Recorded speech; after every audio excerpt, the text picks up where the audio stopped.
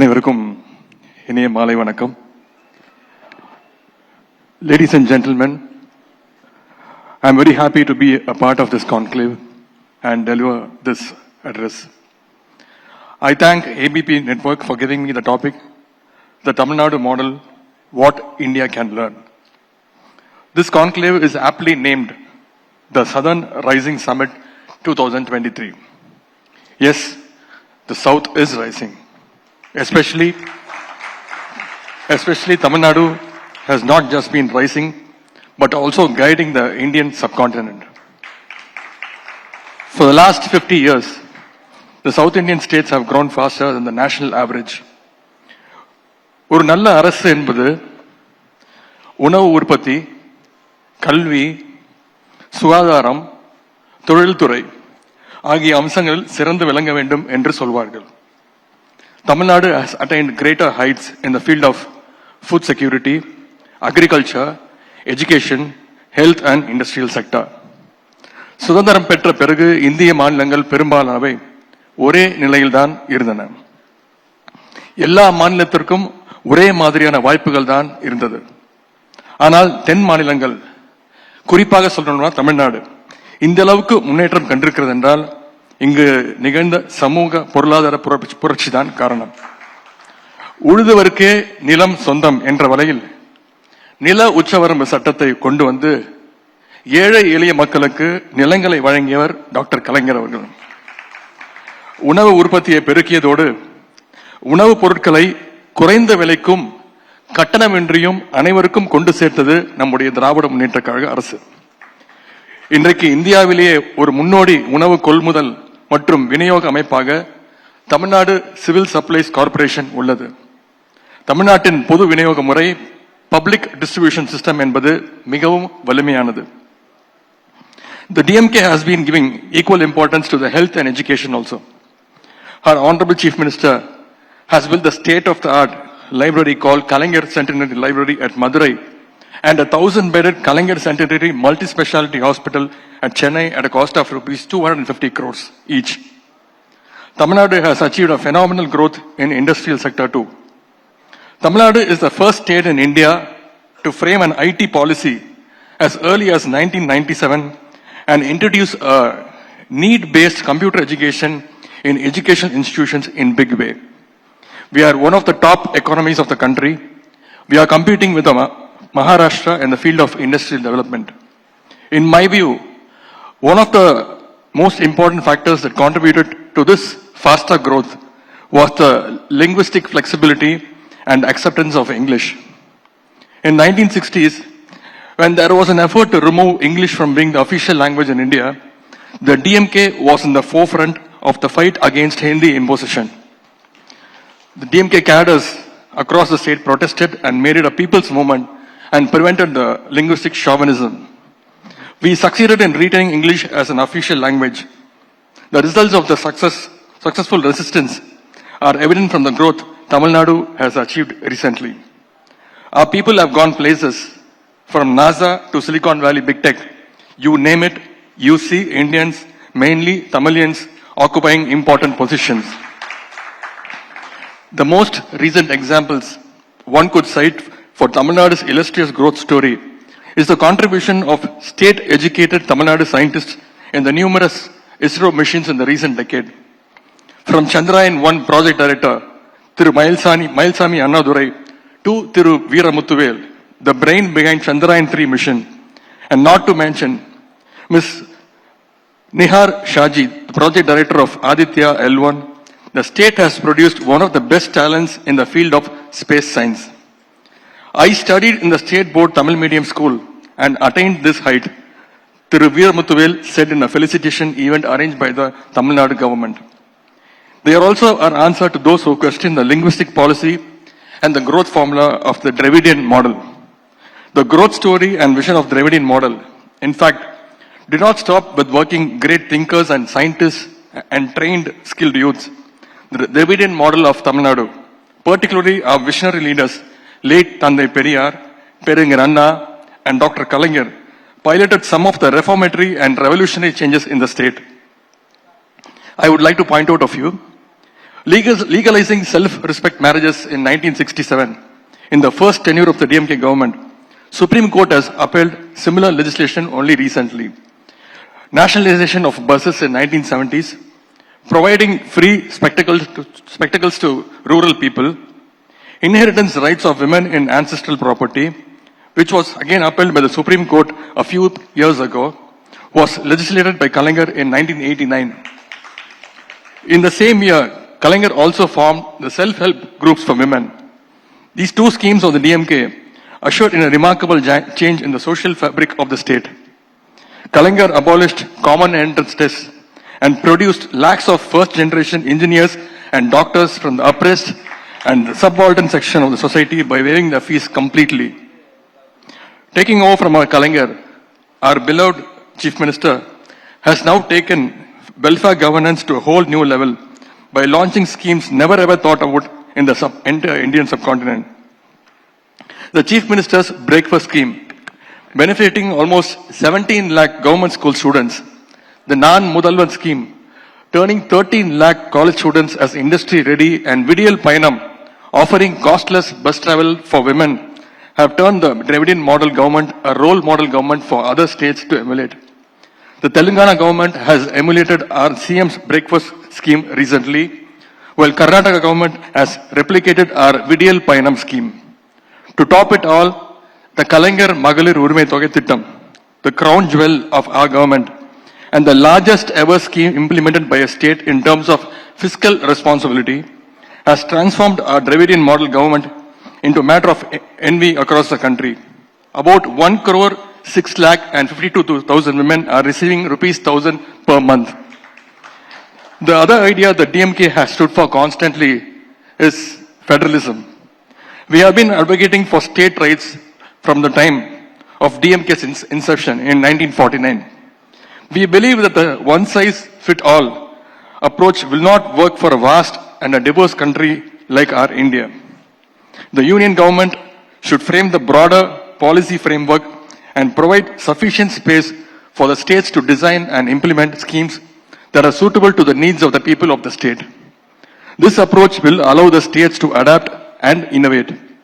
This approach will allow for cross-learning. States will learn from each other on the best practices. The number of people who go to colleges in Tamil Nadu, the gross enrollment ratio, GER, in Tamil Nadu is 52%.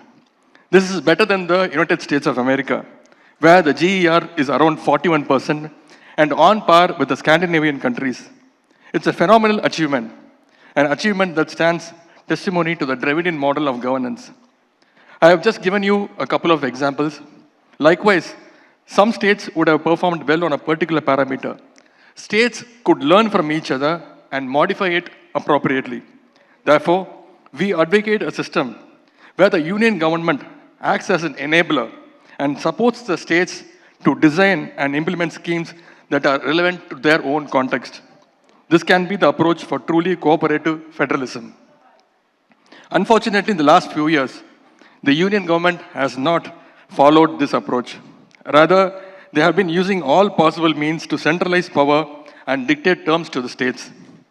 The union government is using the independent investigative agencies to hunt its political opponents across the country. The union government is sending governors to the non-BJP ruled states to ruin their administration. The functioning of Tamil Nadu governor is a case in point.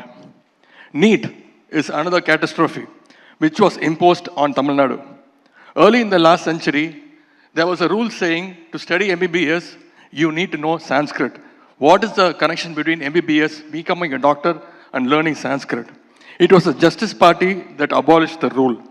The current BJP government has imposed NEET, which has killed around 22 lives in Tamil Nadu, and many students who wanted to be doctors had killed themselves in other parts of the country too. Most recently, the union government has taken another outrageously regressive step to hamper development in medical infrastructure of the Tamil Nadu. A recent example of this council is the guidelines issued by the National Medical Council. The guidelines say the medical colleges shall follow the ratio of 100 MBBS seats for every 10 lakh population. If these guidelines are to be followed, none of the 5 South Indian states Tamil Nadu, Kerala, Karnataka, Andhra Pradesh, and Telangana can build new medical colleges. Why should our states be stopped from building new colleges? This approach will only penalize the best performing states. It is not new that South is paying higher tax to the union government and getting very least amount in return. Let me put out a statistic for your understanding. Do you know that for every 1 rupee Tamil Nadu pays as tax to the union government, we receive only 29 paise in return? Our Honorable Finance Minister, Thiru Thangam Thenners Avargal, even pointed out this injustice in our state assembly yesterday. Since 2014, Tamil Nadu has paid tax to the tune of rupees 5 lakh crores to the union government. But we have received just 2 lakh crore rupees in return. However, in a BJP's ruled state, for example, Uttar Pradesh, which paid rupees 2 lakh crores as tax in these 9 years, has received return as 9 lakh crores. This is outrightly an injustice meted out by the union government to the best performing states. Not just this, a bigger conspiracy is being hatched to punish the southern states for the good performance through the impending delimitation exercise of the Lok Sabha constituencies. In the 70s, the union government promoted the population control program. The South Indian states implemented the program very effectively. The population growth rate was slowed. In comparison to the other states that did not implement the program well, whose population continued to grow at a higher rate, this effectively reduced the population share of the South Indian states. Today, this is being used against our South Indian states. As you all would know, the Constitution mandates that each state must receive seats in proportion to its population, and constituencies should be of roughly equal to the size of the population. The union government pushed states to reduce population in the 1970s. This principle was kept in abeyance through a constitutional amendment. The amendment to the constitution passed by the parliament in 1976 froze the number of seats in the Lok Sabha till 2000. In 2001, when again the issue came up, the states that were likely to lose seats protested. Due to this protest, the then NDA government piloted another constitutional amendment, 84th Amendment to the Constitution, that extended the freeze for another 25 years till 2026. We are just 2 years away from the deadline. So how will this delimitation affect us? It is clear that all 5 states, Tamil Nadu, Kerala, Karnataka, Andhra Pradesh, and Telangana, will lose their seat share in Lok Sabha. If delimitation is done without changing the number of seats in Lok Sabha, Tamil Nadu will lose 8 seats from the current 39 seats to, it will be limited to 31, decreased to 31. This is a clear attempt to silence the voice of southern states. Our Chief Minister has called the delimitation a sword hanging over our head. We should be mindful of the conspiracy that is being hatched to take away our rights and act accordingly. I am hopeful that most political parties that are fighting for the state rights will definitely oppose this move. Every right-thinking citizen will confront this move, and I can guarantee you that DMK will be at the forefront of this people's movement. Finally, I have a request for the media friends who have lent your ears to me.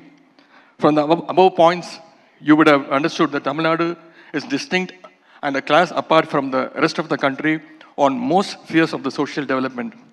However, the media, mostly the upcountry media, has been prejudiced in its perception of Tamil Nadu.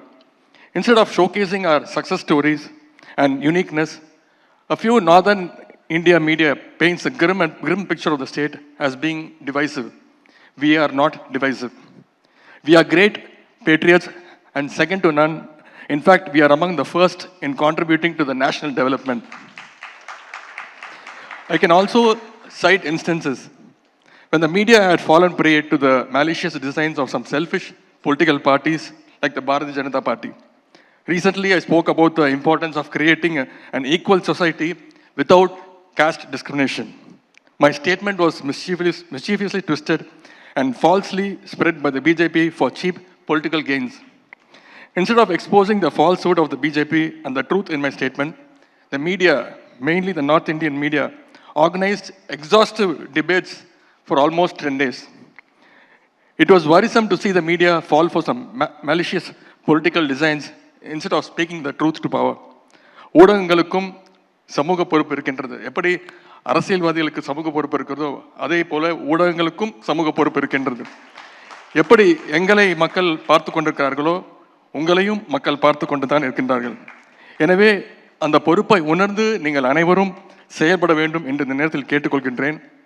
I would like to conclude my speech with a famous quote of a great leader, Perangar Anna.